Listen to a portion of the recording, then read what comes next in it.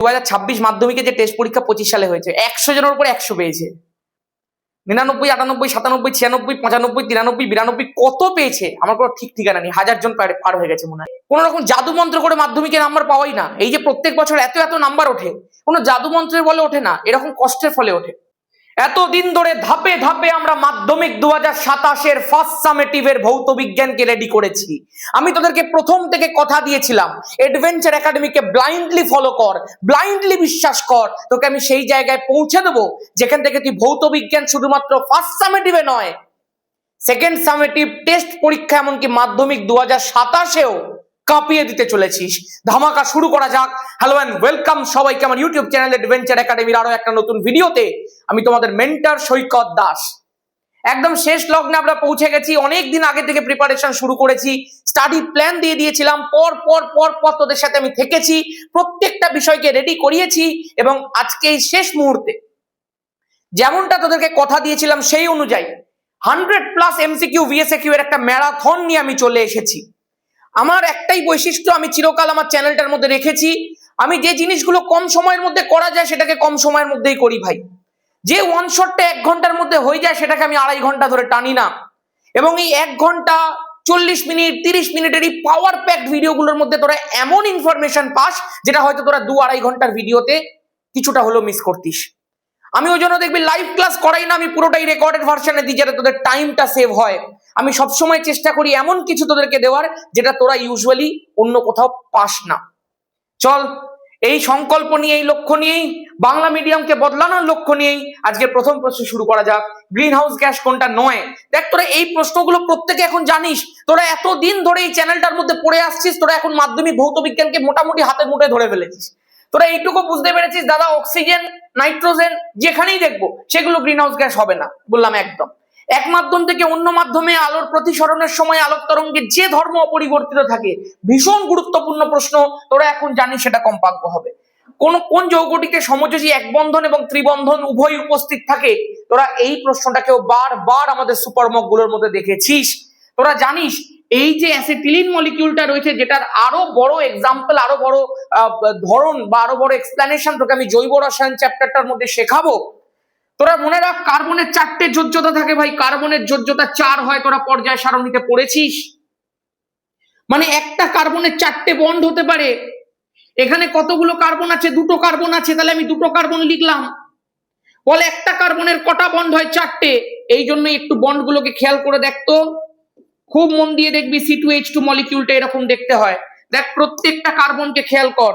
এই কার্বনটার কার্বনের সঙ্গে 3টে বন্ড, হাইড্রোজেনের সঙ্গে একটা বন্ড। এই কার্বনটার কার্বনের সঙ্গে 3টে বন্ড, হাইড্রোজেনের সঙ্গে একটা বন্ড। তাহলে প্রত্যেকটা কার্বনের সাথে 4টে করে বন্ড অ্যাটাচ আছে। এটাই কার্বনের ধর্ম, আর এটাই হচ্ছে অ্যাসিটিলিন মলিকিউল, যেখানে এই সমযোজী ত্রিবন্ধন আর সমযোজী এক বন্ধন দুটোই লক্ষ্য করা যায়। ড্রাইভার পেছনের গাড়ি দেখার জন্য কোনটি ব্যবহার করেন? উত্তল দর্পণ ব্যবহার করেন, তোরা জানিস, কারণ উত্তল দর্পণের ক্ষেত্রে দৃষ্টি ক্ষেত্রটা অনেকটা বড় হয়, ভিউ ফাইন্ডার রূপে ওই জন্য ব্যবহার হয়। আদর্শ গ্যাসের দুটি অণুর সংঘর্ষে কি কি অপরিবর্তিত থাকে? আমি তোদেরকে বারবার করে বলেছিলাম, আদর্শ গ্যাসের অণুগুলোর মধ্যে যে ধাক্কাটা লাগে সেটা একটা স্থিতিস্থাপক ধাক্কা হয়, আর এই স্থিতিস্থাপক ধাক্কায় মোট রৈখিক ভরবেগ আর গতিশক্তি উভয়ই সংরক্ষিত থাকে। আমাদের ফাউন্ডেশন ব্যাচের মধ্যে এই জিনিসগুলোকে ধরে ধরে শেখানো হয়েছে, ওরাও এখন বুঝতে পারছে যে আমি একদম বছরের শুরুতে যে কথা তোদেরকে দিয়েছিলাম আমি সেই কথা আস্তে আস্তে রাখতে শুরু করেছি। আমার কাছে অলরেডি যে স্কুলের ফার্স্ট সামেটিভের পরীক্ষা হয়েছে তার মেসেজ চলে এসেছে, 40-এ 40 করে আসছে ছেলেমেয়েরা, এবং এইটা দেখে আমার খুব ভালো লাগছে। সমস্ত দিনের এত শিডিউলের পরেও আমি তোদের জন্য যখন ভিডিওটা করি এই সংকল্প নিয়েই করি যে ছেলেমেয়েগুলো ফুল মার্কস অ্যাটেন্ড করে আসবে। এবং এই মেসেজগুলো পাওয়ার পরে আমার সেটা সংকল্পটা বা সেই কষ্টগুলো সার্থক মনে হচ্ছে।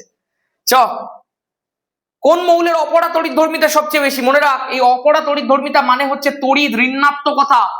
এখন তোরাও জানিস এন্টায়ার পর্যায় সারণীতে ফ্লুরিনের ঋণাত্মকতা সব থেকে বেশি হয়। ফ্লুরিন সব থেকে বেশি তড়িৎ ঋণাত্মক মৌল, এবং এইটা যেটা দিয়ে দিয়েছে এটা হ্যালোজেনের শ্রেণী দিয়ে দিয়েছে, তোরাও বুঝতে পারছিস। ফ্লুরিনের পরে ক্লোরিন, তারপরে ব্রোমিন, তারপরে আয়োডিন।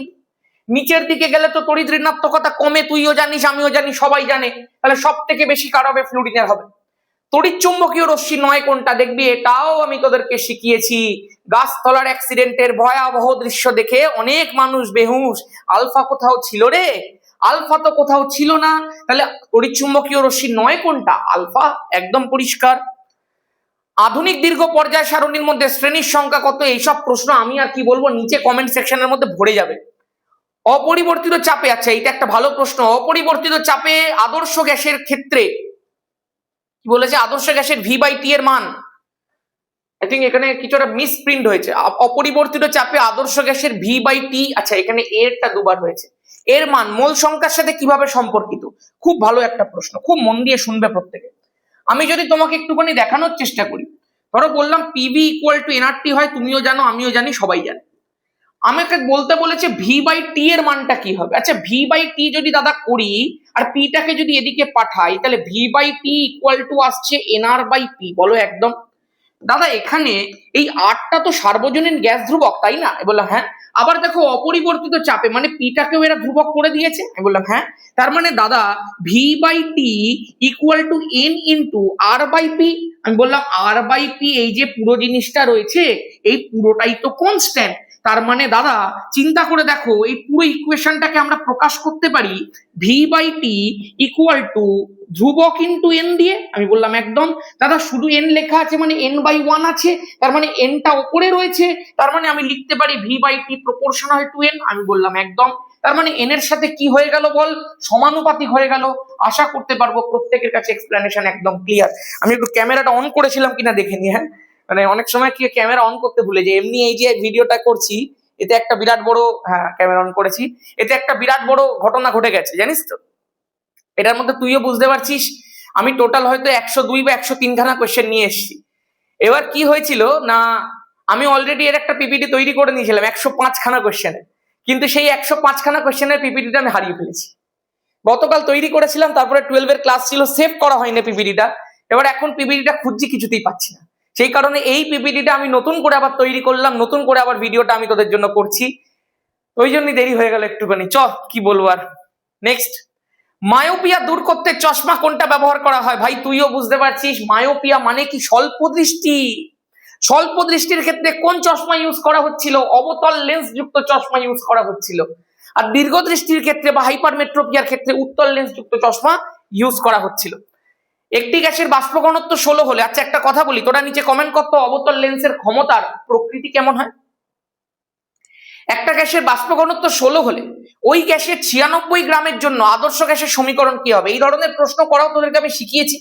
বাষ্প ঘনত্ব যখন দিয়ে দিয়েছে, তুইও জানিস m ইকুয়াল টু 2d হয় ভাই, মানে যেটা আণবিক ভর হয় সেটা বাষ্প ঘনত্বের দ্বিগুণ হয়। দাদা বাষ্প ঘনত্ব 16 দিয়ে দিয়েছে, তার মানে 2 গুণ 16, তাহলে আণবিক ভরের মানটা কত হয়ে গেল বল? 32 হয়ে গেল। বল গল্প শেষ।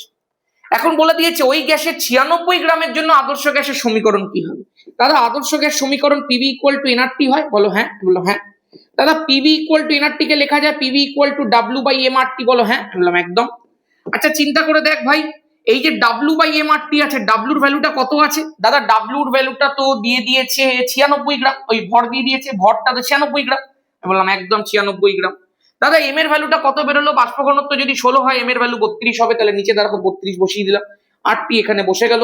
পিভি ইকুয়াল টু 96/32, আরটি যদি হয় তো 3 দিয়ে কেটে যাবে, তাহলে PV equal two 3RT is the সমীকরণ। আশা করতে পারি প্রত্যেকের কাছে একদম একদম একদম পরিষ্কার আছে। নেক্সট, অস্তরবির রক্তরাগের কারণ আলোর কোন ঘটনা? ভাই অস্তরবির রক্তরাগ মানে কি? সূর্যাস্তের সময় আকাশটা যে লাল দেখায় ওটাই তো অস্তরবির রক্তরাগ, তাই না? তাহলে এখানে মেন কিসের জন্য হয়? সেটা বিক্ষেপণের জন্য হয়। নেক্সট প্রশ্ন দেখা যাক, জলের মধ্যে থাকা বায়ুর বুদবুদ কি ধরনের লেন্সের ন্যায় আচরণ করে? অবতল লেন্সের ন্যায় আচরণ করে ভাই, তুইও জানিস। গ্রিন হাউস এফেক্টের জন্য দায়ী কোনটা? এই প্রশ্নটা কিন্তু অনেকেই ভুল করে, অনেকেই আলট্রাভায়োলেট লিখে দেয়, কিন্তু তোদেরকে আমি শিখিয়েছিলাম গ্রিন হাউস এফেক্টের জন্য ইনফ্রারেড রশ্মি দায়ী, আইআর রশ্মি দায়ী। প্রমাণ উষ্ণতার মান, দেখ ভাই প্রমাণ উষ্ণতা বলেছে, পরম শূন্য উষ্ণতা কিন্তু বলেনি। প্রমাণ উষ্ণতা মানে কি? তোদেরকে যেটা আমি শিখিয়েছিলাম না, STP standard temperature and pressure, ওই এসটিপিটা হচ্ছে প্রমাণ উষ্ণতা। চিন্তা করে দেখ, এসটিপির আমি তোকে 3টে ভ্যালু শিখিয়েছিলাম। প্রেসারের ভ্যালু বলেছিলাম 1 atm হয়, আয়তনের ভ্যালু বলেছিলাম 22.4 লিটার হয়, আর উষ্ণতার ভ্যালু বলেছিলাম 0 ডিগ্রি সেলসিয়াস হয়, মানে 273 কেলভিন হয়। তার মানে প্রমাণ উষ্ণতার মান কত? 273 কেলভিন। নেক্সট প্রশ্ন, অবতল দর্পণের বক্রতা কেন্দ্রে কোনো বস্তু থাকলে প্রতিবিম্বের বিবর্ধন কত হবে? ভাই বক্রতা কেন্দ্রে থাকলে বক্রতা কেন্দ্রেই প্রতিবিম্ব হয়। আর বস্তু আর প্রতিবিম্বের আকার সেম হয়, মানে বিবর্ধনের ভ্যালু 1 হয়, গল্প শেষ।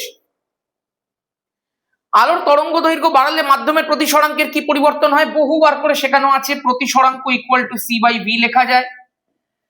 তুইও জানিস ভিটাকে লেখা যায় এন ইন্টু ল্যামডা। তার মানে দাদা সি আর এনটা তো ধ্রুবক, তাহলে mu proportional to 1 by lambda লেখা যায়। তার মানে চিন্তা করে দেখো, তরঙ্গ দৈর্ঘ্য আর প্রতিসরাঙ্ক একে অপরের ব্যস্তানুপাতিক।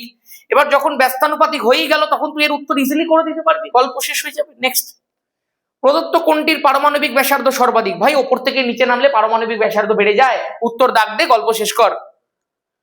N2 অণুতে বন্ধন গঠনে অংশগ্রহণকারী ইলেকট্রনের সংখ্যা কত? এই জিনিসটাও আমি তোদেরকে বলেছিলাম, বন্ধন জোড় আর নিঃসঙ্গ ইলেকট্রন জোড়। যারা যারা ফাউন্ডেশন ব্যাচের মধ্যে আছে তাদেরকে এটা ধরে ধরে দেখিয়েও দিয়েছিলাম যে কিভাবে হয়। যখন ক্লাস 11 এর কেমিস্ট্রি শেখাবো এর একটা ফর্মুলাও শিখিয়ে দেবো যে কিভাবে এটাকে এক চান্সে চুটকি মেরে বার করতে হয়। তখন তোরা লোন পেয়ার বন্ড পেয়ারের ব্যাপারে আরো অনেক কথা জানবি। দেখ এই যে বিষয়টা আছে, নাইট্রোজেনের মধ্যে এখানে একটা লোন পেয়ার থাকে, এখানে লোন পেয়ার থাকে, কিন্তু দাদা লোন পেয়ার জিজ্ঞাসা করেছে বন্ধন গঠনে অংশগ্রহণকারী ইলেকট্রন। দেখো একটা দুটো তিনটে চারটে পাঁচটা ছটা, তিনটে বন্ড থাকে, তিনটে বন্ড মানে 6টা ইলেকট্রন, গল্প শেষ। 6টা ইলেকট্রন বন্ধন গঠন করছে, এটাকে বন্ড পেয়ার বলে। ট্রপোস্ফিয়ারে প্রতি কিলোমিটার উপরে উঠলে বায়ুর উষ্ণতা কমে যায় 6.4 বা 6.5 ডিগ্রি সেন্টিগ্রেড হারে। সন্ধিগত মৌল 9 কোনটা? এই প্রশ্নটা নিয়েও কিন্তু একটা বড় কথা তোদেরকে আমি বলেছিলাম। যদি তুই দেখিস কোন একটা এক্সটার্নাল এলিমেন্ট দিয়ে দিয়েছে, যেমন ক্যালসিয়াম একটা ক্ষারীয় মৃত্তিকা মৌল, তখন তো ঠিক আছে। বাট যদি দেখিস 4টেই সন্ধিগত মৌল দিয়েছে, যেমন এক্সাম্পল Fe দিয়েছে, সিও দিয়েছে, সি এর মধ্যে ধর Zn দিয়েছে, আর ডি এর মধ্যে ধর ক্রোমিয়াম দিয়েছে, এই ক্ষেত্রে কিন্তু Zn will be your correct option. জিঙ্ককে কিন্তু সেক্ষেত্রে সন্ধিগত মৌল ধরা হবে না। কিন্তু ধরো তোমাকে অপশনের মধ্যে দিয়েছে Fe, Zn, Ca, Cr, সেক্ষেত্রে তুমি দেখতে পাচ্ছ ক্লিয়ার কাট ক্যালসিয়াম তোমার উত্তর, সেক্ষেত্রে তুমি ক্যালসিয়ামকেই দাগ দেবে। মানে Zn should be your last priority. যদি কেউ না থাকে তাহলে তুমি Zn কে বলির পাঠা করে গল্প বিদায় করে দেবে, ঠিক আছে। নেক্সট, যে যৌগে অষ্টক সূত্র প্রযোজ্য সেটি কি? ভাই BeCl2 আছে, বেরিলিয়ামের চারিদিকে, বুঝতে পারছিস দুখানা ক্লোরিন আছে, এখানে অষ্টক সূত্র প্রযোজ্য হবে না। BeCl3 আছে, বোরনের চারিদিকে 3খানা ক্লোরিন আছে, ভাই এটাও অষ্টক সূত্র প্রযোজ্য হচ্ছে না, কারণ অষ্টক সূত্রে 8টা ইলেকট্রন থাকতে হবে। এখানে দেখ দুদিকে দুটো বন্ড মানে 4টে ইলেকট্রন আছে, 3টে বন্ড মানে 6টা ইলেকট্রন আছে। দাদা অ্যামোনিয়ার ক্ষেত্রে কিন্তু আমরা বিষয়টা পড়েছিলাম, অ্যামোনিয়াতে এখানে 3টে হাইড্রোজেন তো আছে, কিন্তু নাইট্রোজেনের মাথার উপর একটা লোন পেয়ারও রয়েছে। তার মানে 3টে বন্ডের জন্য 6টা ইলেকট্রন আর লোন পেয়ারে 2টো ইলেকট্রন, মোটমাট 8টা ইলেকট্রন। অ্যামোনিয়াতে কিন্তু অষ্টক সূত্র একেবারে প্রযোজ্য। লিথিয়াম হাইড্রাইডের ক্ষেত্রটা এমন একটা আয়নীয় যৌগ যেটা দ্বৈত সূত্র মেনে চলে। নেক্সট, বায়ুমণ্ডলের কোন স্তর জলচক্র উষ্ণতা নিয়ন্ত্রণ করে? নিশ্চয়ই ভাই ট্রপোস্ফিয়ার। নেক্সট, কোন উষ্ণতায় গ্যাসীয় অণুগুলির গতিশক্তি শূন্য হয়ে যায়? পরম শূন্য উষ্ণতায়, -273 ডিগ্রি সেন্টিগ্রেড। কোনটির ক্ষেত্রে সংকেতোজন কথাটা প্রযোজ্য? সংকেতোজন হচ্ছে আয়নীয় যৌগের ক্ষেত্রে প্রযোজ্য হয়। কোনটা আয়নীয় যৌগ দেখতে পাচ্ছিস? ভাই ক্যালসিয়াম ক্লোরাইড। নেক্সট প্রশ্ন দেখা যাক, বায়ুমণ্ডলের ওজোন স্তরের ঘনত্ব পরিমাপক এককের নাম কি? ডবসন ইউনিট, DU, শিখিয়ে দিয়েছিলাম। 1 গ্রাম হাইড্রোজেনের এসটিপিতে আয়তন কত? ভাই হাইড্রোজেন গ্যাস বলেছে তো, নাহলে তো আয়তনটাই হতো না, গ্যাসেরই আয়তন হয়, আর গ্যাস মাত্রই অণু হয়। দেখ অণুই তোকে দিয়ে দিয়েছে। দাদা হাইড্রোজেন যদি আমি বলি এর আণবিক ভর বা মোলার ভর কত? আমি বললাম দুটো হাইড্রোজেনের জন্য 2 গ্রাম পার মোল। আচ্ছা তুই আমাকে একটা কথা বল, তুই এইটুকু বুঝতে পারছিস যদি আমি 2 গ্রাম হাইড্রোজেন নিয়ে নিই, 2 গ্রাম হাইড্রোজেন যদি আমি নিয়ে নিই তাহলে দাদা সেটাই হচ্ছে 1 মোল হাইড্রোজেন। 2 গ্রাম হাইড্রোজেন মানে যদি 1 মোল হাইড্রোজেন হয়, 1 মোল যে কোনো গ্যাসের এসটিপিতে আয়তন কত হয়ে যায়? 22.4 লিটার। তার মানে 2 গ্রাম হাইড্রোজেনের এসটিপিতে আয়তন কত? 22.4 লিটার। দাদা আমাকে দিয়ে দিয়েছে 1 গ্রাম হাইড্রোজেনের বার করতে, তাহলে কত হয়ে যাবে? 11.2 লিটার। এগুলো যারা প্রথম থেকে পড়াশোনাটা করেছে আমার কাছে বা অন্যান্য জায়গাতেও প্রপারলি পড়েছে তাদের কাছে এগুলো কোনো ব্যাপার নয় ভাই, কোনো ব্যাপার না। তোরা বুঝতেই পারছিস, তোরা যারা সিনসিয়ারলি পড়াশোনা করেছিস সেটি এখানে পড়, সেটি অন্য কোথাও পড়। আমাদের এখানে ধারাবাহিকভাবে একটা পড়ানো হচ্ছে প্লাস প্র্যাকটিসও হচ্ছে। আমি বারবার করে বলেছি এই সিস্টেমটাই মাধ্যমিকে এত বড় নাম্বার প্রত্যেক বছরে স্কোর করায়। আমরা কোনো রকেট সায়েন্স নই ভাই। আমি নিজে কোন রকম জাদু মন্ত্র করে মাধ্যমিকে নাম্বার পাওয়াই না। এই যে প্রত্যেক বছর এত এত নাম্বার ওঠে, কোনো জাদু মন্ত্রের বলে ওঠে না, এরকম কষ্টের ফলে ওঠে। রাত রাত পর্যন্ত পড়ানো, দিন দিন পর্যন্ত প্র্যাকটিস, এটাই একমাত্র কারণ। কোনো জাদু মন্ত্র নেই, কোনো কোয়েশ্চেন ফাঁস নেই। অনেকে বলে দাদা তুমি কোয়েশ্চেন জেনে যাও। আরে কোয়েশ্চেন কোথা থেকে জানবো ভাই? যখন আগের বছরে 100তে 100 কমন এসছে, কয়েকজন লিখেছে দাদা তুমি শিওর প্রশ্ন জানতে। আরে কি করে প্রশ্ন জানবো ভাই? প্রশ্ন জানা কি এত সহজ?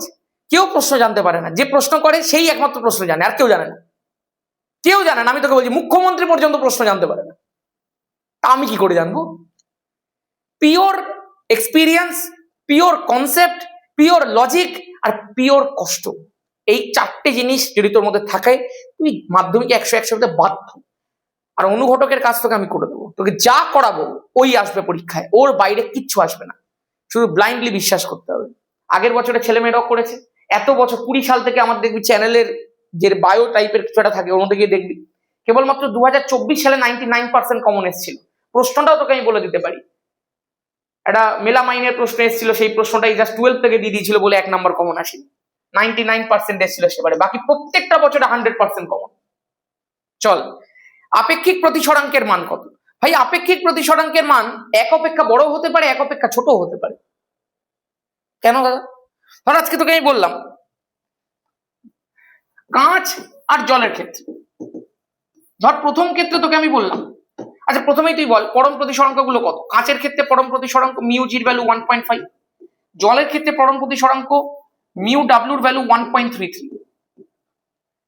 এবার তুই চিন্তা করে দেখ, ধর কোনো একটা আলোক রশ্মি কাঁচ থেকে জলের মধ্যে যাচ্ছে, যখন কাঁচ থেকে জলে পৌঁছাচ্ছে, বা তোকে যদি আমি একদম পরিষ্কার কথায় বলতে বলি, তুই আগে আমাকে দুটো ভ্যালু বলতো, মিউ ডাব্লু বাই মিউ জি আর একটা মিউ জি বাই মিউ ডাব্লু। মানে একটার ক্ষেত্রে দাদা তুমি বলতে বলছো কাঁচ সাপেক্ষে জলের প্রতিসরাঙ্ক, একটাই তুমি বলতে বলছো জল সাপেক্ষে কাঁচের প্রতিসরাঙ্ক। দাদা তুমি চিন্তা করে দেখো, মিউ ডাব্লু বাই মিউ জি করলে 1.33 ডিভাইডেড বাই 1.5 হয়, আর এইটা করলে 1.5 ডিভাইডেড বাই 1.33 হয়। কিছুদিন আগে আমি একটা ভিডিওর মধ্যে এই পুরো জায়গাটা খোলসা করে দিয়েছিলাম, যে ওপরে কি থাকলে ওপরে বড়, নিচে বড় থাকলে কি হয় না হয় সব। তোরা বুঝতেই পারছিস এর ভ্যালুটা লেস দ্যান 1 হবে, একের থেকে ছোট হবে, কারণ লবের ভ্যালুটা ছোট আছে। লবের ভ্যালুটা যদি তার 9/10 থাকে তাহলে তো 0.9 হয়ে যায়, একের থেকে ছোট হয়ে যায়। লব ছোট হরের থেকে, তার মানে একের থেকে ছোট, তাহলে এটাও একের থেকে ছোট। আর এখানটা তুই খেয়াল কর, হরটা ছোট আছে লবের থেকে, লবটা বড় আছে, যেমন ধর 11/10, লব বড়, তাহলে 1.1 একের থেকে বেশি হয়, তাহলে এটা একের থেকে বেশি হবে। দাদা তার মানে একের থেকে কম হতে পারে, একের থেকে বেশি হতে পারে, গল্প শেষ। তার মানে এক অপেক্ষা বড়, এক অপেক্ষা ছোট। অপশন নাম্বার সি, এ এবং বি উভয় সম্ভব। নেক্সট, একাধিক যোজ্যতা কার ক্ষেত্রে দেখতে পাওয়া যায়? সন্ধিগত মৌলের ক্ষেত্রে দেখতে পাওয়া যায়। এ মৌলের পারমাণবিক ক্রমাঙ্ক যদি 20 হয়, তাহলে এ দ্বারা সৃষ্ট ক্লোরাইডের সংকেত কত হবে? ভাই পারমাণবিক ক্রমাঙ্ক তোকে দিয়ে দিয়েছে যোজ্যতা বার করার জন্য রে। এর ইলেকট্রন বিন্যাস কেমন হবে? 2 8 8 2। তুইও বুঝতে পারছিস লাস্ট কক্ষপথে 2 ইলেকট্রন আছে, তার মানে ভ্যালেন্সি বা যোজ্যতা 2 হয়ে গেল। দাদা যদি যোজ্যতা 2 হয়ে যায়, তাহলে এর যোজ্যতা 2, ক্লোরিনের যোজ্যতা 1, তাহলে যদি আমরা ক্রস করে দিই তাহলে ACl2 ইজ দা অপশন। আশা করতে পারি প্রত্যেকের কাছে, কিন্তু 5 কেন লেখা রয়েছে ভাই? আশা করছি প্রত্যেকের কাছে একদম পরিষ্কার। শুষ্ক বায়ু অপেক্ষা আর্দ্র বায়ু কি হবে ভাই? নিচে কমেন্ট করে জানা, এগুলো বহুবার করানো আছে। আদর্শ গ্যাসের একটি অণুর আয়তন নগণ্য। কোন মৌলের প্রথম আয়নীভবন বিভব সর্বাধিক? সেই প্রশ্নটা মনে আছে? সেই প্রশ্নটা বলেছিলাম না, একটা প্রথম সুপার মকের মধ্যে মেবি করিয়েছিলাম। দেখ লিথিয়ামের থেকে বেরিলিয়ামের বেশি হয়, পর্যায় বরাবর বাড়ার কথা। তোর মনে হতে পারে, পরপর আমি দেখিয়ে দিই এরকম ভাবে, লিথিয়াম, তারপরে বেরিলিয়াম থাকে, তারপরে বোরন থাকে, কার্বন থাকে, নাইট্রোজেন থাকে, অক্সিজেন থাকে, ফ্লুরিন থাকে। তোর মনে হতে পারে আয়নীভবন বিভব তো এই বরাবর বাড়ে, তাহলে পরপর বেড়ে যাওয়ার কথা। বাট অ্যাকচুয়ালি কি বলেছিলাম কি হয়? লিথিয়াম থেকে বেরিলিয়ামে বাড়ে, বেরিলিয়াম থেকে বোরনে কমে, বোরন থেকে কার্বনে বাড়ে, কার্বন থেকে নাইট্রোজেনে বাড়ে, নাইট্রোজেন থেকে অক্সিজেনে আবার কমে, অক্সিজেন থেকে ফ্লুরিনে আবার বেড়ে যায়। এইরকম হয় ট্রেন্ডটা। এইটাই হচ্ছে মেন ব্যাপার। এবং এর আসল কারণটা যখন তুই ক্লাস 11-এর কেমিস্ট্রি পড়বি তখন তোকে আমি শেখাবো। আমি কিছুদিন আগে ক্লাস 11-এর কেমিস্ট্রি ক্লাসের মধ্যে এই জিনিসগুলো শিখিয়ে দিয়েছি এবং ছেলেমেয়েরা হই হই করে শিখে দিয়েছে। তখন প্রত্যেকে বলে যাচ্ছে এই জন্যই ক্লাস 10-এ আমরা এই জিনিসটা পড়েছিলাম, এবং সেই লজিকটা তুই যখন 11-এ পড়বি তোরাও দেখবি তখন মন্ত্রমুগ্ধের মতো লাগবে। হেভি লজিকের পেছনে। তাহলে সব থেকে বেশি আমি কাকে দেখতে পাচ্ছি এখানে? কার্বন তো নয়, nitrogen is the correct option, কারণ অক্সিজেন আর বোরন আছে, তো নাইট্রোজেন এদের 4 জনের মধ্যে সবচেয়ে বেশি, একদম পরিষ্কার। নেক্সট, মানুষের চোখে দীর্ঘদৃষ্টি প্রতিকারের জন্য ব্যবহৃত উপযুক্ত ফোকাস দৈর্ঘ্যের কোন লেন্স নিচে কমেন্ট করে জানাবে। প্রদত্ত কোনটি তরঙ্গ দৈর্ঘ্য সবচেয়ে বেশি? গাছতলার অ্যাক্সিডেন্টের ঘটনা মনে আছে তোর ভাই? হ্যাঁ, কমেন্ট করতে পারবি তো এবার? এগুলো বাচ্চাদের প্রশ্ন লাগছে তো এবার? এগুলো কিন্তু বাচ্চাদের প্রশ্ন নয়। যারা এতদিন আমাদের চ্যানেল থেকে পড়েনি, যদি আজকে নতুন দেখে থাকে তারা বুঝতে পারছে এটা বাচ্চাদের প্রশ্ন নয়। তোদের কাছে মনে হচ্ছে কারো তোরা পড়েছিস। কোন গ্যাসটি ভূপৃষ্ঠ থেকে বিকিরিত দীর্ঘ তরঙ্গ বিশিষ্ট অবলোহিত রশ্মিকে শোষণ করে? আরে যে বিশ্ব উষ্ণায়ন ঘটায়, যে গ্রিন হাউস গ্যাস, সেই না শোষণ করবে? তো কে গ্রিন হাউস গ্যাস? এখানে মিথেন গ্রিন হাউস গ্যাস, তো তারা মিথেনই যা শোষণ করবে। একদমই না পরিষ্কার, একদম পরিষ্কার। কারণ সূর্যতাপে ভূপৃষ্ঠ প্রথমে উষ্ণ হয়, তারপরে উষ্ণ ভূপৃষ্ঠ দীর্ঘ তরঙ্গ বিশিষ্ট আইআর এরকম ভাবে রেডিয়েট করে, এরকম ভাবে বিকিরণ করে। এই আইআরটাকে শোষণ করে এখানটায় বায়ুমণ্ডলের মধ্যে থাকা কতগুলো গ্রিন হাউস গ্যাস, যারা এরকম একটা পর্দা বানিয়ে রাখে, গ্রিন হাউস গ্যাসের পর্দা। এরা কি করে? এই গ্যাসগুলোকে শোষণ করে নেয় এবং শোষণ করে এখান থেকে বেরোতে দেয় না। তার ফলে এই পুরো অ্যাটমসফিয়ারটা এরকম, এই জায়গাটা পুরো ট্রপোস্ফিয়ার জায়গাটার মধ্যে পুরো একদম উষ্ণ একটা জায়গা করে রাখে। This is green house effect, তাই না? চলো, জৈব গ্রিন হাউস গ্যাস কোনটা? জৈব green house gas methane. Next, গ্যাসের অণুগুলোর গতিশক্তি পরম স্কেলে উষ্ণতার সাথে সমানুপাতিক। নেক্সট, পৃথক অণুর অস্তিত্ব আছে। অণুর অস্তিত্ব কার ক্ষেত্রে থাকবে? সমযোজী পদার্থের ক্ষেত্রে অণুর অস্তিত্ব থাকবে।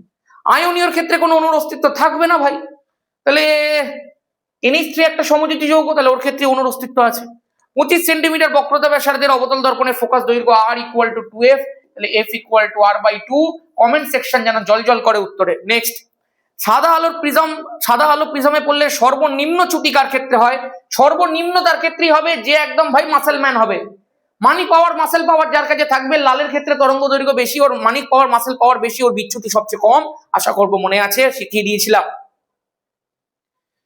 আলোক কেন্দ্র দিয়ে যাওয়ার সময় আলোর বিচ্যুতি কত হয়? ভাই 0 ডিগ্রি হয়। নেক্সট, বয়েলের সূত্রে পিভিপি লেখচিত্রটা কেমন হবে? পি অক্ষের সমান্তরাল সরলরেখা। যারা ফাউন্ডেশন ব্যাচের মধ্যে আছিস মনে করে দেখ, প্রত্যেকটাকে ধরে ধরে তার প্রকৃতিকে ডিসকাস করে দিয়েছিলাম। আর যারা ফাউন্ডেশন ব্যাচের প্রথম ক্লাসের ডেমো ক্লাসটা দেখেছিস তারাও জানিস প্রত্যেকটা লেখচিত্র। আমরা লেখচিত্র মুখস্থ করাই না, কারণ 11 কেমিস্ট্রিতে যখন যাবি লেখচিত্র মুখস্থ করতে পারবি না, 11 ফিজিক্সের লেখচিত্র মুখস্থ করতে পারবি না। শিখতে হবে এখন থেকে, এখন থেকে শেখা যাবে। মুখস্থ কেন করবি ভাই? যেটা শেখা যায় সেটা মুখস্থ কেন করব? পরিষ্কার লজিক আমার কাছে। নো রাট্টাফিকেশন, নো গাছের পাতা সবুজ, পিওর কনসেপ্ট। 11.2 লিটার কোন আদর্শ গ্যাসের জন্য এসটিপিতে পিভির মান কত? দাদা 11.2 লিটার দিয়ে দিয়েছে।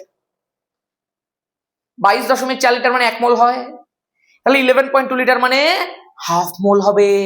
দাদা হাফ মোল যদি হয় তো পিভি = nRTর মধ্যে এনটাই দাদা আমার মোল। তাহলে এনটা যদি হাফ হয় তার মানে 0.5, তার মানে দাদা PV = 0.5 RT is the correct option. আরে বল রে জয় ধামাকা, বল রে জয় ধামাকা, কমেন্ট সেকশন ভরিয়ে দে জয় ধামাকা, সব পারছিস তুই।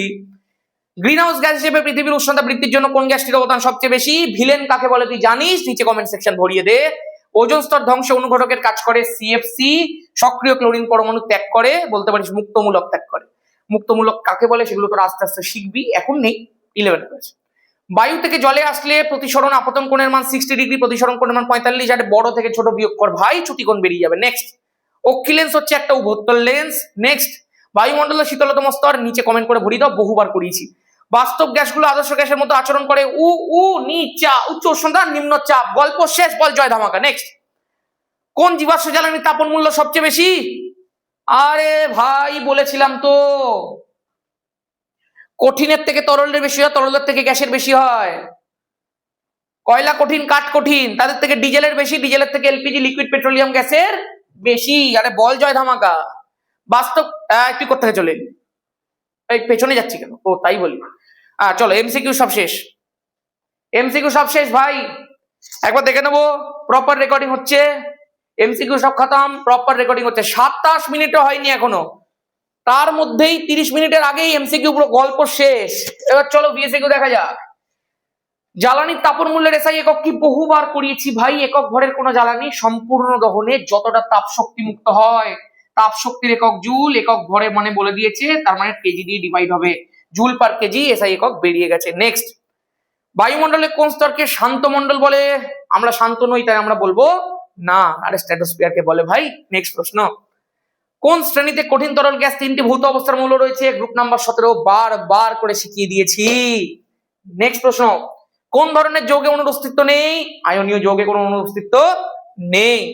বয়েলের সূত্রে লকপি লেখচিত্র, এটা আমি ভেবেছিলাম করাবো না তোদেরকে, যখন ফাউন্ডেশন ব্যাচের পরে ধামাকা ব্যাচ শুরু হতো। ধামাকা ব্যাচের সময়টা কি? ধামাকা ব্যাচ হচ্ছে কি ফুল সিলেবাসের প্রিপারেশন। ওটা অগাস্ট থেকে শুরু হয়, সেকেন্ড সামেটিভের পরে। ওই ধামাকা ব্যাচের মধ্যে আমরা সব ধামাকা ধামাকা জিনিস শেখাই, যেগুলো একটু হায়ার লেভেল, যেগুলো ওই সময় লাগবে। মাধ্যমিক এবার হায়ার লেভেলই হবে, ওই হায়ার লেভেল জিনিসগুলো শেখার জন্য ধামাকা ব্যাচের জন্য ওই জায়গাটার মধ্যে শেখানো হয়। আর সেই সময় ইউটিউবে হায়ার লেভেল জিনিসপত্র প্র্যাকটিস হয়, তখন এই সমস্ত জিনিসগুলো শেখাতাম। বাট একটু বলে দিই, তোরা জানিস বয়েলের সূত্রে পিভি ইকুয়াল টু ধ্রুবক হয়। এবার দাদা দুদিকে লগ নাও, আর দুদিকে লগ নিই, দেখো log PV equal to log কে হয়। মাথা একদম খোলা রাখতে হবে ভাই। এখন ফাউন্ডেশন ব্যাচের মধ্যে তোরা একদম গোড়া থেকে একদম কনসেপ্ট কংক্রিট করছিস, ইউটিউবে সেই কংক্রিট কনসেপ্টকে প্র্যাকটিস করছিস, বুঝতে পারছিস? আর ইউটিউবে যারা পড়ছিস তারা অন্য জায়গা থেকে তোমাদের কনসেপ্ট শিখছো। আমাদের অ্যাডভেঞ্চার একাডেমি প্র্যাকটিসের জায়গা, তুমি এখন বুঝে গেছো। মাধ্যমিক ভৌত বিজ্ঞান কাঁপাতে হলে অ্যাডভেঞ্চার একাডেমিতে প্র্যাকটিস তোমাকে করতেই হবে, করতেই হবে, মানে করতেই হবে, এটা তুই এখন বুঝে গেছিস। আর অ্যাডভেঞ্চার একাডেমি তোকে ওয়ান শট প্রোভাইড করে, কুইক রিক্যাপ প্রোভাইড করে, 5 মিনিটের ডিভিশন প্রোভাইড করে, কোয়েশ্চেন অ্যান্সার প্র্যাকটিস প্রোভাইড করে, সুপার মক প্রোভাইড করে, আরে কত কিছু প্রোভাইড করবো। কিছুদিন পরে দেখবি পকেট ধামাকা প্রোভাইড করবো সেকেন্ড সামেটিভ থেকে। এইটুকু খেয়াল রাখবি, মাধ্যমিক ভৌত বিজ্ঞানের প্রিপারেশন যদি করতে চাস তোকে অ্যাডভেঞ্চার একাডেমি খুঁজে পেতেই হবে। যদি খুঁজে পেয়ে গিয়ে থাকিস তাহলে বাকিটা তুই আমার উপর ট্রাস্ট কর। মাধ্যমিক যেদিন দিয়ে বেরোবি ফিজিক্যাল সায়েন্স, সেদিন একবার বলতে হবে, কি বলতে হবে তুইও জানিস। চল, লগ পিভি আছে, লগ কে আছে। দাদা আমরা একটা ফর্মুলা শিখেছিলাম, কি শিখেছিলি? লগ এ বি যদি থাকে তাহলে লেখা যায় লগ এ প্লাস লগ বি। কোথায় শিখেছিলি? ক্লাস 9-এ শিখেছিলি, ভুলে গেছিস, পড়াশোনা তো করিস নি 9-এ। তাহলে লগ পিভি কে কি লেখা যায় বল? Log P plus log V, হয়ে গেছে। ইকুয়াল টু কি লেখা যাচ্ছে বল? লগ কে লেখা যাচ্ছে, বল হ্যাঁ, বল হ্যাঁ, বল হ্যাঁ। দাদা লগ পি বনাম লগ ভি বলেছে, তাহলে লগ ভিটাকে এদিকে ঠেলে পাঠিয়ে দাও, পাঠিয়ে দিই। তাহলে log P equal to log K minus log V হবে। দেখ আমি এখন লেখচিত্রের প্রকৃতি কিন্তু আর দ্বিতীয়বার করে শেখাবো না, দ্বিতীয়বার কেন, হয়তো পঞ্চমবার শেখানো হবে।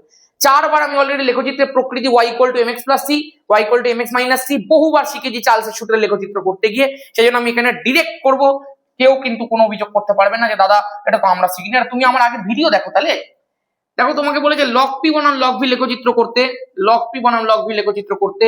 লগ পি হচ্ছে আমার y ইকুয়াল, দেখো এটা ধ্রুবক পার্ট আছে মানে c পার্ট আছে, সামনে দাদা মাইনাস আছে, সামনে কিছু নেই মানে 1 আছে, তাহলে m ও রয়েছে, আর লগ ভি তোমার x বলে দিয়েছে, y equal to c minus mx আছে। তাহলে লেখচিত্র কেমন হবে গো? y কোনটা? লগ পি, আর x কোনটা? Log V. দাদা কি বলেছে? c আছে, c তো আছে, ওপর থেকে শুরু হবে। দাদা m মাইনাস না প্লাস? আরে মাইনাস রে, তো নিচের দিকে আসবে। বল জয় ধামাকা, বল গল্প শেষ। কতটা ওপর থেকে হলো? লগ কে, স্লোপের মান কত তুই নিচে কমেন্ট কর। নেক্সট,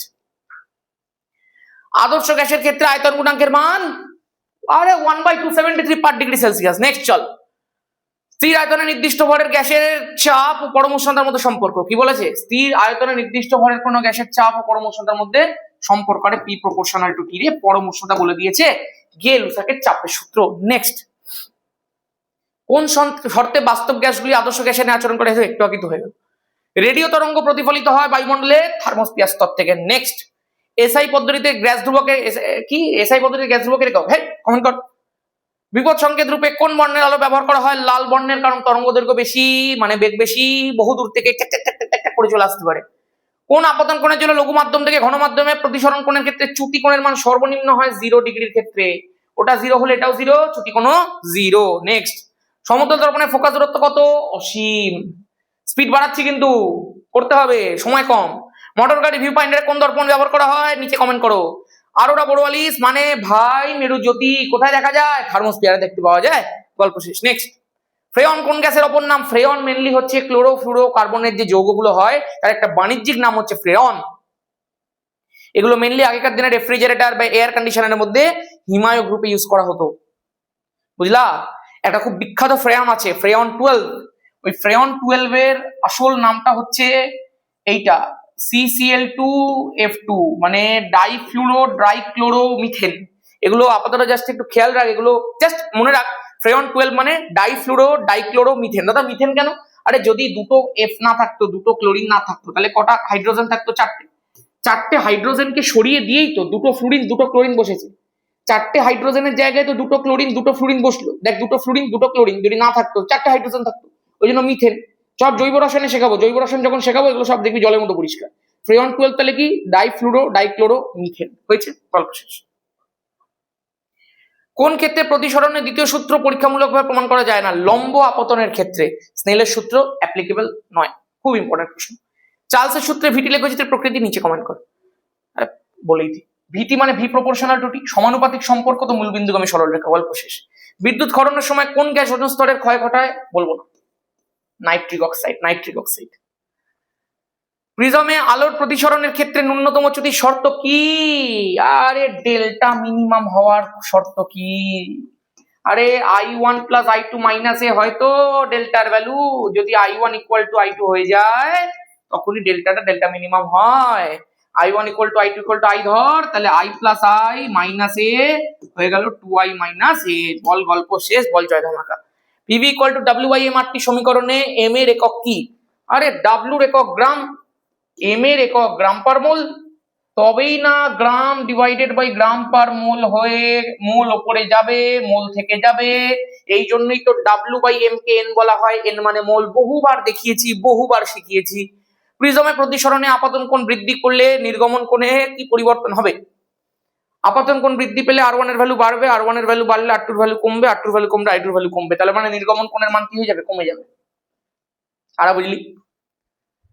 প্রথম তলটাতে আমি যেরকম ভাবে শেখাবো ওরকম ভাবে শিখতে হবে, কিন্তু এগুলো এখন তোরা প্রো হয়ে যাওয়ার কথা। এই যে কনসেপ্ট গুলো আমি বলছি এগুলোতে প্রো হয়ে যাওয়ার কথা। এই লেভেলটাকে ম্যাচ করাতে হবে ভাই। এই লেভেলটাকে যদি তুমি ম্যাচ করাতে পারো তবেই তুমি ফিজিক্যাল সায়েন্সে 100 পেতে চলেছো। মনে রাখবে, আমি 100 পাওয়ার প্রিপারেশন করাই। আমি লাস্ট দিনে গিয়ে ম্যারাথন করিয়ে বাংলার বেকার তৈরি করি না। সারা বছর তুমি পড়ো না, লাস্ট দিনে ম্যারাথন করে পাস করে যাও, ওই বাংলার বেকার তৈরি করার পদ্ধতি এখানে হয় না। খেয়াল রাখবি, শুরু থেকে শিখতে হবে, লেভেল ম্যাচ করাতে হবে, কি করে 100 পেতে হয় তার প্রিপারেশন এখন থেকে করতে হবে। আমাদের সময় এত সুযোগ সুবিধা ছিল না, তাও আমি কিন্তু সেই জায়গাতে 90% এর উপরে ছেলে মেয়েদের অলরেডি পাইয়েছি প্রচুর, 100 প্রচুর পাইয়েছি, 96, 97, 98, 99 কত পেয়েছে আমার নিজের কোনো ঠিক ঠিকানা নেই। সেই সময় যখন অফলাইনে কোনো কিছু ছিল না, তখন এত কিছু নাম্বার তুলে দিতে পারি। এই যে 3-4 বছর ধরে অনলাইন পড়াচ্ছি, এত নাম্বারের পুরো বর্ষা বইছে ভাই, নাম্বারে বন্যা বইছে। এই বছরে যে টেস্ট পরীক্ষাটা হয়েছে 2026 মাধ্যমিকে, যে টেস্ট পরীক্ষা 25 সালে হয়েছে, 100 জনের উপরে 100 পেয়েছে। 99, 98, 97, 96, 95, 93, 92 কত পেয়েছে আমার কোনো ঠিক ঠিকানা নেই। 1000 জন পার হয়ে গেছে মনে হয়। এই ম্যাচ করাতে ভাই লেভেলটাকে। অ্যাডভেঞ্চার একাডেমিতে তুমি পড়তে এসছো, এখানে 50-60 টার্গেট করা হয় না। এখানে কিন্তু যাই টার্গেট হবে সব 90, সব 90। আমি সবসময় 100 টার্গেট করি। তোমার টার্গেট যদি 100 নাও হয়, আমার টার্গেটের সাথে ম্যাচ করাতে হবে ভাই। 90-এর উপরে তোমাকে পেতেই হবে, ওর থেকে কমে আমি বুঝি না। আর আমার টার্গেট 100, আমি 100 প্রিপারেশন করাবো, 1 নাম্বার বাদ যাবে না। প্রিপারেশন করে যেতে হবে ভাই। হ্যাঁ, তুই তোর ভাগ্যক্রমে ম্যাচ, আমি মানছি সবসময় 100 পাওয়া যায় না, তোর ক্ষেত্রে তো পরীক্ষার ছোট্ট ভুল হয়ে গেল। আরে 95-এর উপরে তো পা, 98, 99 তো পা। এত ছেলে মেয়ে পাচ্ছে, এত ছেলে মেয়েকে পাওয়াচ্ছে, তুই কেন পাবি না? হ্যাঁ, লাখ লাখ ছেলে মেয়ে পেয়ে যাচ্ছে ভাই, তুই কেন পাবি না?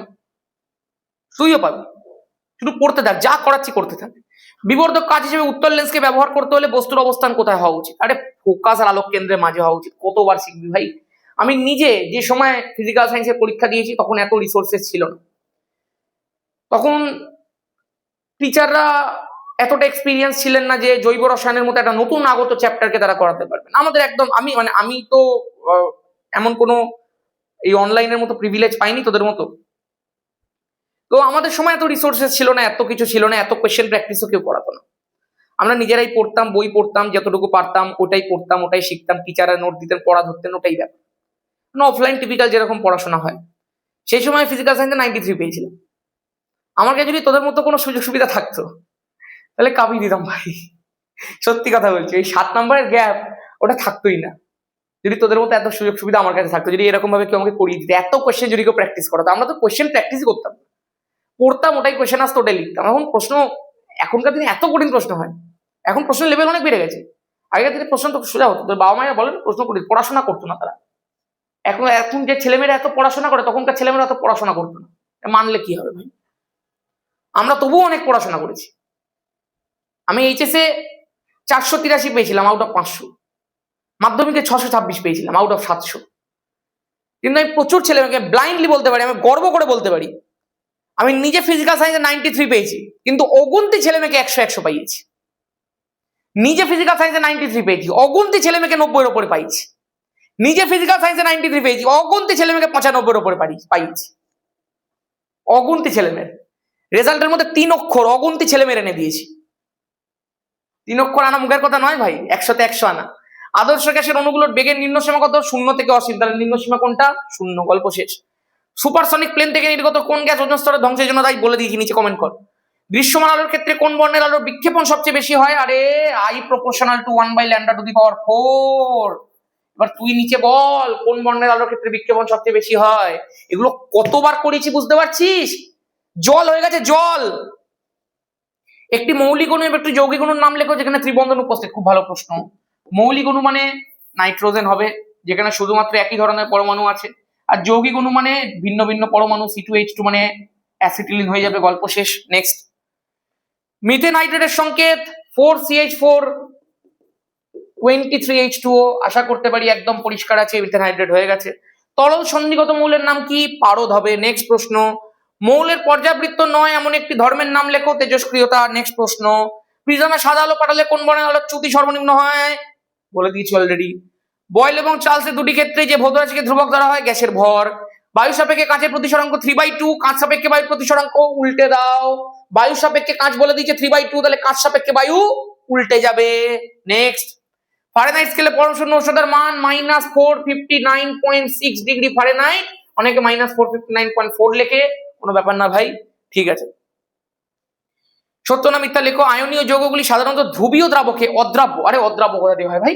ধ্রুবীয় দ্রাবকে তো দ্রাব্য, যেমন জলের মধ্যে। তাহলে এটা কি হয়ে যাবে বল? মিথ্যা হয়ে যাবে। নেক্সট। CFC থেকে উৎপন্ন কোন মুক্তমূলক ওজোন স্তর ধ্বংসের জন্য দায়ী? Cl। নেক্সট।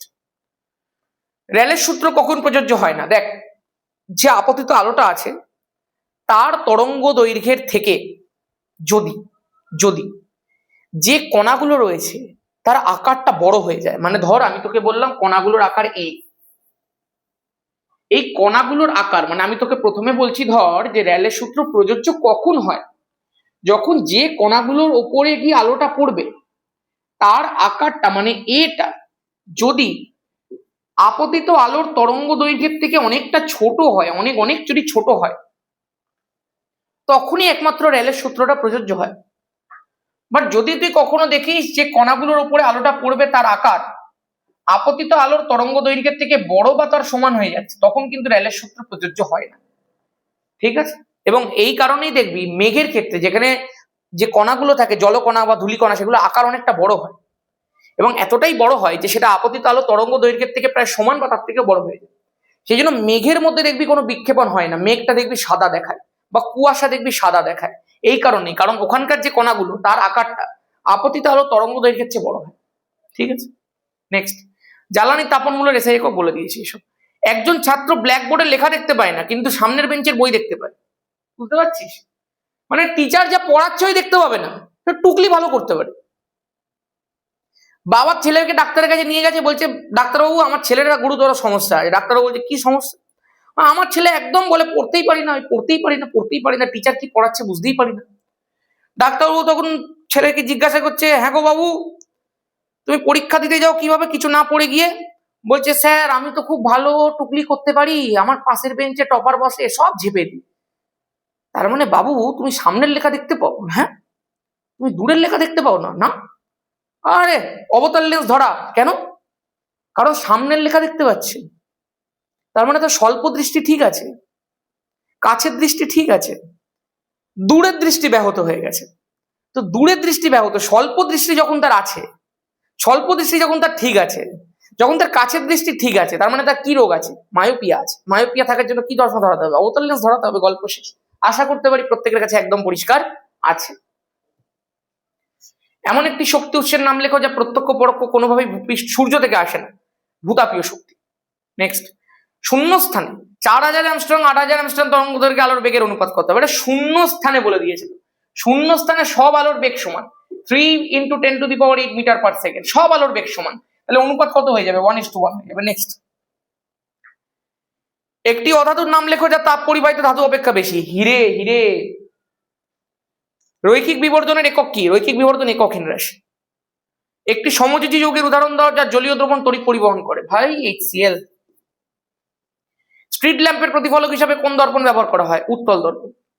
এক্সোস্ফিয়ারে কোন কোন গ্যাসের প্রাধান্য দেখতে পাওয়া যায়? Hydrogen, helium. লাল ও বেগুনি বর্ণের আলোর সাপেক্ষে কোনো মাধ্যমের প্রতিসরাঙ্ক μr এবং μv হলে তাদের মধ্যে সম্পর্ক কি? ভাই আমরা কি জানি? প্রতিসরাঙ্ক equal to c/v, c/n into lambda. তার মানে প্রতিসরাঙ্ক প্রপোর্শনাল টু 1/λ। বল এই পর্যন্ত তোর কাছে একদম ডান আছে? একদম ডান আছে দাদা। রেডের ক্ষেত্রে ল্যামডা আর ম্যাক্সিমাম মানে সবচেয়ে বেশি। আমরা জানি ল্যামডার ভ্যালু যদি বাড়ে তো মিউ এর ভ্যালু কমবে। তো যদি ল্যামডা আরটা ম্যাক্সিমাম হয়, চিন্তা করে দেখ, ল্যামডা আরটা যদি ম্যাক্সিমাম হয় তাহলে মিউ আরটা মিনিমাম হবে। আর দাদা ল্যামডা ভি এইটা যদি মিনিমাম হয় তাহলে মিউ ভি এটা ম্যাক্সিমাম হবে। পরিষ্কার, তার মানে মিউ ভির ভ্যালু মিউ আর এর থেকে বেশি হবে। একদম পরিষ্কার, একদম সহজ সরল ব্যাখ্যা। লোথারমেয়ারের সপ্তশীর্ষ লেখচিত্র এমসিকিউ কোত্থেকে চলে এলো? আরে এসেছি যখন বলে দিই। লোথারমেয়ারের সপ্তশীর্ষ লেখচিত্রে অবস্থানগতভাবে ভিন্ন মৌল। মনে রাখ, লোথারমেয়ারের সপ্তশীর্ষ লেখচিত্রে একদম শীর্ষবিন্দুগুলোর মধ্যে ক্ষার ধাতুরা ছিল।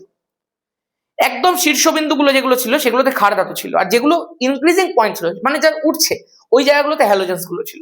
এখন ওগুলো আসে না পরীক্ষাতে, জাস্ট দিয়ে দিয়েছে এটা দেখে করে নে। এখানে দেখবি ক্ষার ধাতু দেখ, সোডিয়াম আছে, পটাশিয়াম আছে, রুবিডিয়াম আছে, এরা সবাই সপ্তশীর্ষ লেখচিত্রের শীর্ষবিন্দুগুলোর মধ্যে থাকে, কিন্তু হ্যালোজেন থাকে না। তাহলে অবস্থানগতভাবে ভিন্ন কোনটা? ক্লোরিন। নেক্সট, একটা মৌলিক গ্রিন হাউস গ্যাসের নাম। মৌলিক মানে কেবলমাত্র এক ধরনেরই পরমাণু দিয়ে তৈরি, ওজোন মৌলিক গ্রিন হাউস গ্যাস। একটি হাইপারভ্যালেন্ট যৌগের নাম। হাইপার কথাটার মানে হচ্ছে বেশি হয়ে যাওয়া, হাইপো কথাটার মানে হচ্ছে কম হয়ে যাওয়া। দাদা ভ্যালেন্সি 8 হওয়া উচিত অষ্টক সূত্র মেনে, কিন্তু যদি ভ্যালেন্সি 8 অপেক্ষা বেশি হয়ে যায়, যেমন PCl5, যেমন SF6, এগুলো স্ট্রাকচার 11 কেমিস্ট্রিতে পড়াবো। PCl5 এর স্ট্রাকচার খুব সুন্দর হয়, ট্রাইগোনাল পাই পিরামিডাল স্ট্রাকচার, TBP জিওমেট্রি, এগুলো সব শেখাবো। এটা হচ্ছে PCl5 এর স্ট্রাকচার। এই দুটো বন্ডকে, এগুলোকে অ্যাক্সিয়াল বন্ড বলে, আর এগুলোকে বলা হয় ইকুইটোরিয়াল বন্ড। এগুলো তোদের নেই। SF6 এর ক্ষেত্রে স্ট্রাকচারটা ভালো, অষ্টদলকীয় অক্টাহেড্রাল স্ট্রাকচার। এগুলো সব 11 কেমিস্ট্রিতে শেখাবো। তুই চিন্তা করে দেখ, আপাতত যেটা দেখাচ্ছি, PCl5 এ ফসফরাসের চারিদিকে 5খানা ক্লোরিন আছে। 5টা ক্লোরিন মানে 10টা ইলেকট্রন আছে। 10টা ইলেকট্রন মানে 8 থেকে বেশি, 8 থেকে বেশি মানে হাইপারভ্যালেন্ট। এখানে দেখ 6টা ফ্লুরিন আছে মানে 12টা ইলেকট্রন আছে। 12টা ইলেকট্রন মানে 8 থেকে বেশি মানে হাইপারভ্যালেন্ট। আশা করতে পারি একদম পরিষ্কার আছে। প্রথম আর দ্বিতীয় মাধ্যমে আলোর বেগ যথাক্রমে V1 এবং V2 হলে প্রথম মাধ্যম সাপেক্ষে দ্বিতীয় মাধ্যমের প্রতিসরাঙ্ক কত? চেষ্টা করে দেখবি। মিমের সাথে ভি এর তো তুই সম্পর্ক জানিসই। তুই জানিস প্রথম মাধ্যম সাপেক্ষে দ্বিতীয় মাধ্যমের প্রতিসরাঙ্ক মানে μ2 ডিভাইডেড বাই μ1। তো μ2 ফর্মুলা বসা c/v2, μ1 এর ফর্মুলা বসা c/v1, আর আমি করে দিলাম।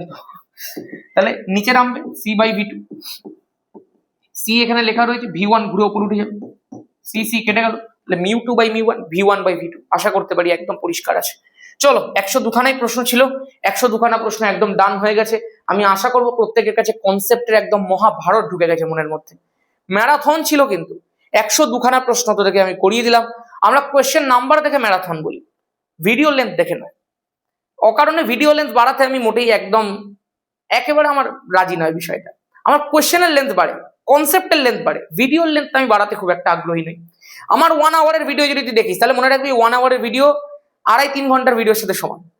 এত কনসেপ্ট তোকে দিয়ে দেবো 1 আওয়ারের মধ্যে। আমার কনসেপ্টের ভ্যালু ভাই, আমি কনসেপ্ট নিয়ে কথা বলি, ভিডিও টাইম নিয়ে নয়। আমরা এখানে 8-9 ঘন্টার ম্যারাথন করাই না, কারণ আমার মনে হয় বলে ইউজলেস। আমার মনে হয় 8-9 ঘন্টার ম্যারাথন ছেলেমেয়েরা করতেও পারবে না, পরে রেকর্ডের ভিডিও দিলে সব ছেলেমেয়ে দেখতেও পারবে না। ফলে এমন অনেক কনসেপ্ট থাকবে যেগুলো ছেলেমেয়েরা মিস করে যাবে, এবং আমি কনসেপ্ট মিস করাতে একদম চাই না। আমি চাই তোরা ভালো করে শেখ, আমি চাই তোরা ধাপে ধাপে শেখ, আমি চাই তোরা ভালো রেজাল্ট কর। আমি এটা বলছি না যারা 8-9 ঘন্টার ম্যারাথন করান তারা রেজাল্ট করাতে চান না, একদমই না। তাদের ধরনটা আলাদা, আমার ধরনটা আলাদা। আমি ছেলেমেয়েদেরকে এইভাবেই বলি, ওনারা ওরকম ভাবে বলে, কোনো ব্যাপার না, দুটোই ঠিক ভাই, যে যেমনি পছন্দ করে। কোনো স্টুডেন্ট 8-9 ঘন্টার ম্যারাথন পছন্দ করে, কোনো স্টুডেন্ট আমার এই প্রসেসটা ফলো করে। আমি সবসময় চেষ্টা করেছি মাধ্যমিকের জন্য ফিজিক্যাল সায়েন্স যেভাবে চলতো, 11-12 এর জন্য কেমিস্ট্রি যেভাবে চলতো ইউটিউবে, তার থেকে একটু অন্যভাবে শুরু করা। তোরা আমার প্রসেস, আমার মেথড এতদিনে বুঝে গেছিস। একটু আনঅর্থোডক্স মেথডে আমি চলি, একটু অন্যরকম ভাবে চলি। যেখানে ম্যারাথন হয়, যেখানে সাজেশন হয়, সেখানে আমি সাজেশন করি না, সুপার মক করি, কনসেপ্ট ধরে ধরে শেখাই।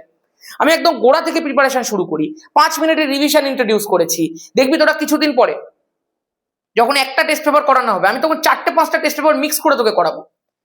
কনসেপ্ট আমি নিজে তৈরি করি, ওই মানে কনসেপ্ট বলছি, কোয়েশ্চেন্স গুলো আমি নিজে তৈরি করি, সেই কোয়েশ্চেন্স গুলোকে একদম মিক্স আপ করে করে স্টুডেন্টদের সামনে প্রকাশ করি। আগের বছরের ভিডিওগুলো দেখেন, একদম লাস্টে গিয়ে আমি তোকে 20খানা কোয়েশ্চেনের একটা ধামাকা সেট দেবো। ওই 20টা করে কোয়েশ্চেন কিন্তু যথেষ্ট হবে, কিন্তু তার আগে সব যেরকম ভাবে বলবো আমার এই প্রসেসটাকে ফলো করতে হবে। Trust adventure academy, trust the process. মাধ্যমিক শাইন করে যাবি, অনেক ছেলে মেয়ে করেছে, তোরাও করবি। খেয়াল রাখিস এই পরম্পরা চলতে থাকবে, মাধ্যমিক এভাবেই কাঁপাতে হবে।